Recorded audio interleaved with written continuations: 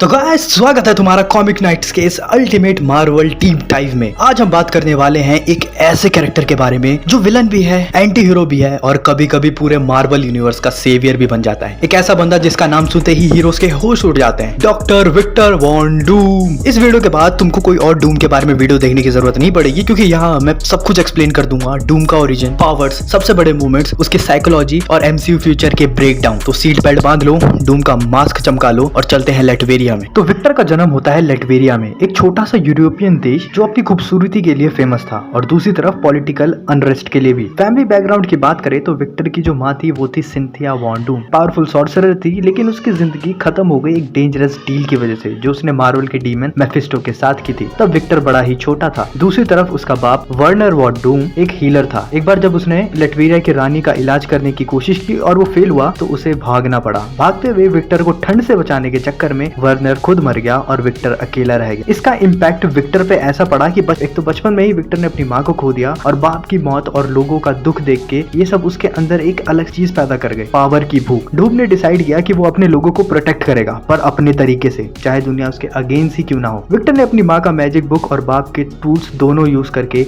एक यूनिक दिमाग डेवलप किया, मतलब साइंस और सॉर्सरी दोनों मिक्स। उसके इन्वेंशंस ने लेटवेरिया के लोगों को इम्प्रेस किया, लेकिन साथ ही उसका ईगो भी स्काईरॉकेट हो गया। फिर विक्टर को एक स्कॉलरशिप मिली स्टेट यूनिवर्सिटी ऑफ अमेरिका में। यहीं उसकी मुलाकात हुई रीड रिचर्ड से, जो कि फ्यूचर में मिस्टर फैंटास्टिक बनने वाला था। वहां डूम एक एक्सपेरिमेंट कर रहा था अपनी माँ की आत्मा को मेफिस्टो से फ्री करने का। रीड ने उसको वार्न किया कि भाई तेरी कैलकुलेशन सब गलत है, रहने दे। लेकिन डूम का ईगो तो तुम्हें पता ही है। डूम का ईगो इतना बड़ा था कि उसने इसको इग्नोर कर दिया और रिजल्ट एक्सपेरिमेंट फेल हो गया और एक मैसिव एक्सप्लोजन हुआ। उस ब्लास्ट में विक्टर का चेहरा जल गया और डूम ने ब्लेम किया पता है किस पर? अपने आप पर नहीं, बल्कि पूरी दुनिया पर और स्पेशली रीड रिचर्ड पर। अपनी कंडीशन को छुपाने के लिए विक्टर मंक के पास गया और उनकी मदद से एक आर्मर बनवाया। ये आर्मर साइंस प्लस मैजिक का हाइब्रिड था। जब वो मास्क पहन रहा था ना तो वो गर्म ही था, तुरंत बना था और इसी वजह से उसका चेहरा परमानेंटली स्कार्ड हो गया। डूम ने लेटवेरिया वापस आके मोनार्की को खत्म कर दिया और खुद को डिक्लेयर कर दिया द किंग ऑफ लेटवेरिया। तो अपना अगला सेक्शन है power and abilities, science meets sorcery. तो डॉक्टर डूम का सबसे बड़ा सुपर पावर कोई लेजर गन या कॉस्मिक जेम नहीं है, इट्स हिज माइंड।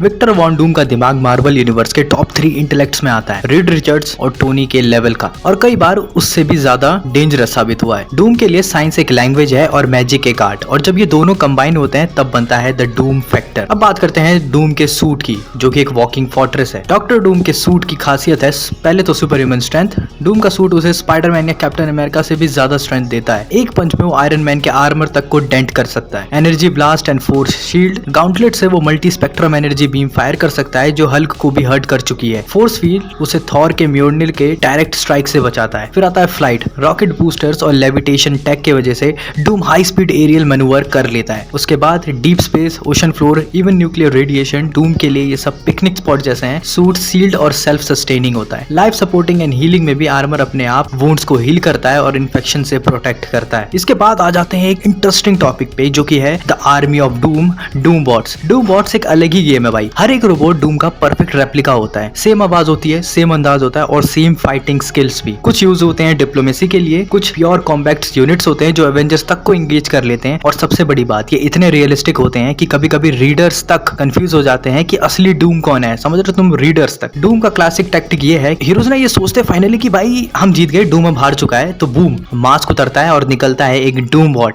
माँ खराब हो जाएगा, मैं माँ अम्मा बहन पे आ जाऊंगा, मैं इनकी अम्मा बहन पे आ जाऊंगा। अब बात करते हैं उसकी सॉर्सरी की, क्योंकि उसको कहा जाता है the sorcerer king, magic mastery. Doom ने अपनी माँ के मैजिकल टॉम से सॉर्सरी सीखी थी और ये उसे बनाता है एक साइंस प्लस मैजिक का हाइब्रिड। एसगार्ड से लेके हेल तक फ्रीली ट्रेवल कर सकता है वो। एलिमेंटल कंट्रोल भी कर सकता है, जैसे फायर, लाइटनिंग और स्टॉर्म्स के कमांड। एस्ट्रल प्रोजेक्शन, अपनी सोल को बॉडी से अलग करके स्पाई कर सकता है। वो डीमंस और मिस्टिकल एंटिटीज को भी समन और कंट्रोल कर सकता है। इस वजह से डूम कभी कभी डॉक्टर स्ट्रेंज का भी राइवल बन जाता है। कॉमिक्स के एक पॉइंट पे तो उसने सॉर्सर सुप्रीम का भी टाइटल जीत लिया था। और भाई डूम सिर्फ सूट और मैजिक तक लिमिटेड नहीं है, उसके पास और भी डेडली स्किल्स हैं। टाइम ट्रेवल मशीन्स, अपने टाइम प्लेटफॉर्म के थ्रू पास्ट, प्रेजेंट और फ्यूचर में फ्रीली मूव कर सकता है वो। इंटर डायमेंशनल पोर्टल भी है उसके पास, जो अल्टरनेट रियलिटी से टेक और पावर चुराने में उसके काम आते। एलियन टेक में उसकी मास्टरी है। स्क्रल्स, क्री और शियार जैसे एलियन एम्पायर्स के टेक को डिकोड करके अपग्रेड कर चुका है वो। पॉलिटिकली वो बहुत ही ज्यादा जीनियस है। लेटवेरिया में 0 street crime, stable economy, loyal citizens. बस एक कंडीशन है, Doom is the supreme ruler and you have to bow down in front of him. अब बात करते हैं मेजर कॉमिक आर्ट्स के बारे में। तो डॉक्टर डूम को लेजेंड सिर्फ उसकी पावर्स नहीं बनाती,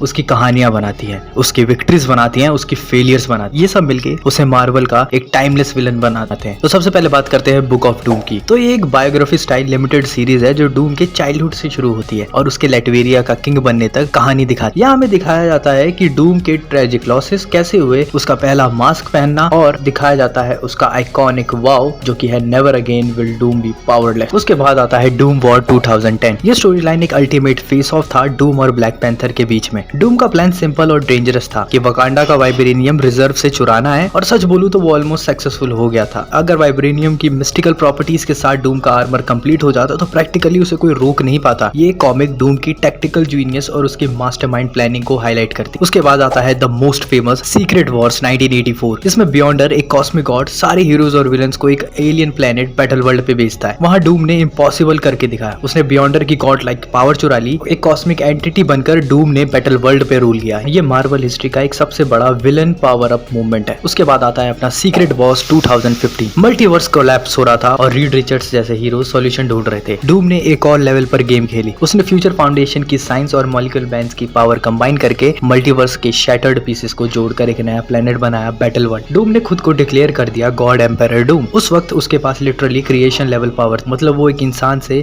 बढ़कर गॉड बन गया था। और उसके बाद आता है एम्पायर डूम। इस स्टोरी लाइन में डूम ने पर्पल मैन की माइंड कंट्रोलिंग पावर्स यूज करके पूरी दुनिया को अपने अंडर कर लिया, और शॉकर ये था कि दुनिया में शांति आ गई। लेकिन डूम का ट्विस्टेड लॉजिक यहाँ समझ नहीं आता है। उसके लिए पीस का मतलब था फ्री विल सैक्रिफाइस कर देना। ये डूम की डेंजरस आइडियोलॉजी को परफेक्टली दिखाता है। और उसके बाद बात करते हैं इनफेमस आयरन मैन की। तो रीड रिचर्ड्स के डिसअपीयरेंस के बाद डूम डिसाइड करता है कि वो एक हीरो बनेगा। वो आयरन मैन का आर्मर पहनता है और क्रिमिनल्स को हंट करता है और प्रूव करने की कोशिश करता है कि वो एक बेटर हीरो बन सकता है। ये स्टोरी लाइन डूम का अलग फेस दिखाता है, एक विलन के अंदर रिडेम्पशन की छोटी सी हो। अब बात करते हैं डूम के रिलेशनशिप एंड राइवलरीज के बारे में। तो डॉक्टर डूम के लिए मार्वल यूनिवर्स के हीरोज और विलन सिर्फ ओपोनेंट्स नहीं है, हर एक कैरेक्टर डूम के लिए एक चेस पीस है और डूम खुद अपने चेस बोर्ड का किंग है। उसके हर रिलेशनशिप, चाहे वो दोस्ती हो या दुश्मनी, हमेशा एक फाउंडेशन पे टिका है, पावर डायनामिक। सबसे पहले बात करते हैं उसके इटर्नल राइवल रीड रिचर्ड्स के बारे में। डूम और रीड की राइवलरी मार्वल में एक पिलर की तरह है। स्टेट यूनिवर्सिटी में पहले इनकी मुलाकात हुई जब डूम ने अपनी माँ की आत्मा को छुड़ाने का एक्सपेरिमेंट करा था। रीड ने वार्निंग दी और डूम ने इग्नोर किया और एक एक्सीडेंट ने सब कुछ बदल दिया। तब से रीड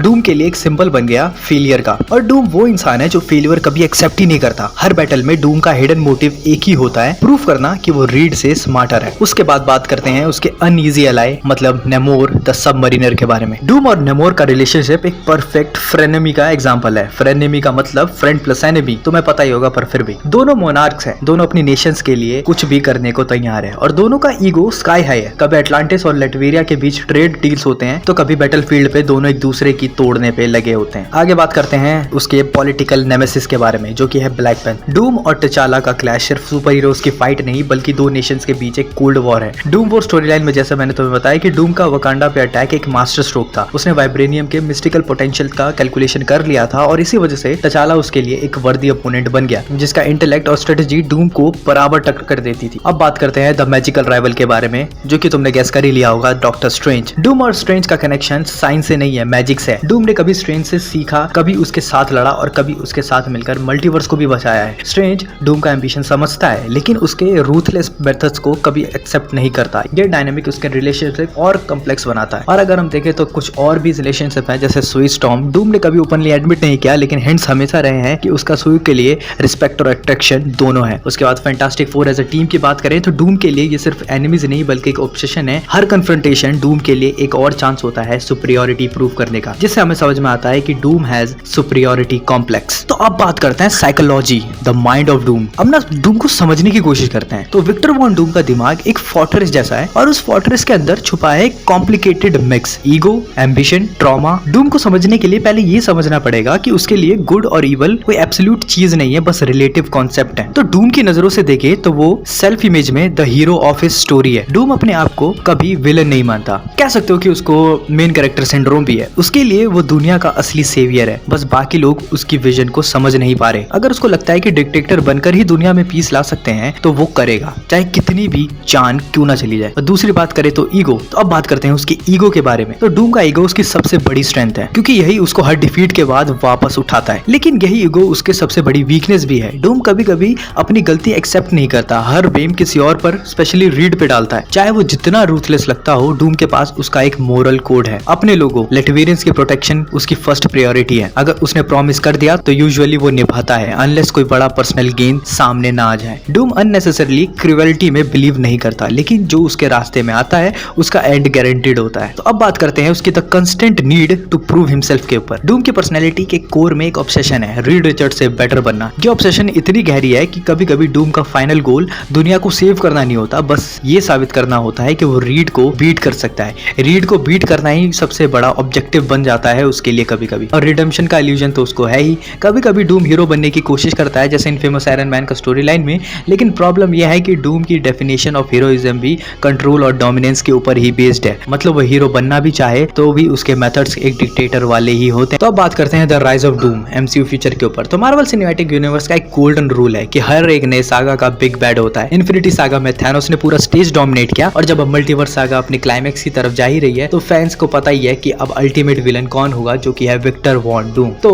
बैटल वर्ल्ड और सीक्रेट वॉर्स का जो सेटअप है, जो कॉमिक्स में था, वही हमें मूवीज में भी देखने को मिल सकता है। कॉमिक्स के 2015 सीक्रेट वॉर्स आर्क में डूम ने लिटरली मल्टीवर्स कोलैप्स होने से बचा लिया था, लेकिन अपने तरीके से, अपने रूल्स पे। एमसीयू में भी ऐसा हो सकता है। कैंग को खत्म करने के बाद डूम एक कॉस्मिक फिक्सर की तरह स्टेज पे एंट्री कर सकता है और मल्टीवर्स के बचे कुछ टुकड़ों से अपना बैटल वर्ल्ड बना सकता है। डूम एक यूनिक विलन इसलिए होगा कि वो दोनों एक्सट्रीम्स का मास्टर है। टोनी स्टार्क की तरह एक अनमैच्ड टेक जीनियस और डॉक्टर स्ट्रेंज की तरह एक sorcerer supreme level magician. MCU में इसका पोटेंशियल काफी ज्यादा इंसेन है। टाइम ट्रेवल और मल्टीवर्स पोर्टल्स के साथ मैजिक बेस्ड आर्टिफैक्ट्स का एक डेडली कॉम्बो उसके पास है। डॉक्टर स्ट्रेंज, रीड रिचर्ड्स और शायद स्कारलेट विच तक के साथ माइंड बेंडिंग बैटल्स भी हमें देखने को मिल सकती हैं। तो बात करते हैं कि why Doom could be bigger than Thanos. Thanos का एम सिंगल इवेंट पे बेस्ड था, इन्फिनिटी स्टोन स्नैप। डूम का एम उससे कहीं ज्यादा बड़ा है, पूरे वर्ल्ड ऑर्डर को अपने विजन के हिसाब से रीडिजाइन करना। डूम के लिए सिर्फ सर्वाइवल या पावर का गेम नहीं है, ये उसकी डेस्टिनी है जो वो हमेशा से बनना चाहता है, रूलर ऑफ ऑल थिंग्स। तो अब बात करते हैं द लेजेंड ऑफ डूम